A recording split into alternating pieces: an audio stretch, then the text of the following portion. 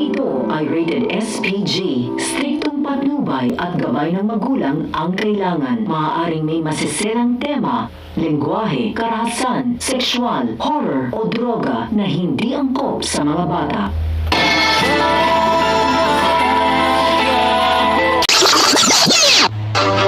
Mga dapat nating abangan sa FPJ's Batang Quiapo. Makakaisip ng paraan si Amanda kung papaano niya makokontrol si Agustos dahil alam niya nang hindi siya kayang patayin ito. Dito nga ay magpapanggap siya na susundin niya lahat ng gusto ni Agustos.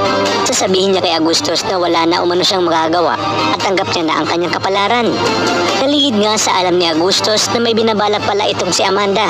Sa kabilang banda magkakasagutan muli si Tinding at Rigor dahil sa tuwang-tuwa pa nga umano si Rigor na makulong ang kanyang apong si Tanggol.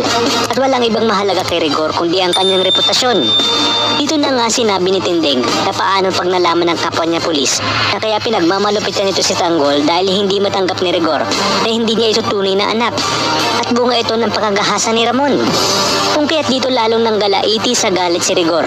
Muli namang magkikita sina Olga at David para i-report ni David na galing siya sa presinto at nagawa niya ng insultuhin at sabihin kay Tanggol na wala na itong pag-asang makalaya. Dagdag pa ni David na mas lalong nasaktan si Tanggol nang sabihin niyang ikakasal na nga si Mokang sa mas taong karapat-dapat dito at hindi si tulad ni Tanggol na pariwara na ang buhay. Kaya naman dito tuwang-tuwa si Olga at sinabi niya na hindi pa umano dito nagtatapos ang lahat dahil sisiguraduhin niyang magdurusa ng gusto si Tanggol. Wala namang kaalam-alam sina Olga at David na alam na ni Ramon ang lahat dahil sa mga intel na sinabi sa kanya ni General Rivas. Kung kaya't dito magpaplano na rin sina Ramon upang maitakas si Tanggol sa oras na mismong ilipat ito ng city jail. Dagdag pa ni Ramon na sisiguraduhin niyang maililibing niya ng buhay sina David at Olga sa oras na maitakas niya ang kanyang anak. Kung saan nga nakapalibot na rin ang kanyang mga tauhan sa paligid na naghihintay lang ng hudyat ni Rivas kasama ng kanyang mga asset para nga maitakas ang kanyang anak ng si Tanggol. Ngunit hindi makakapayag si Olga dahil sa pag-aakala niyang mapapatay niya si Tanggol ay siya pa pala ang magiging dahilan para makatakas ang ating bida dahil sa gulong ginawa niya. Kung kaya't dito na kumuha ng pagkakataon si Nalay na 10 ng mga tauhan ni Ramon para maitakas nga si Tanggol.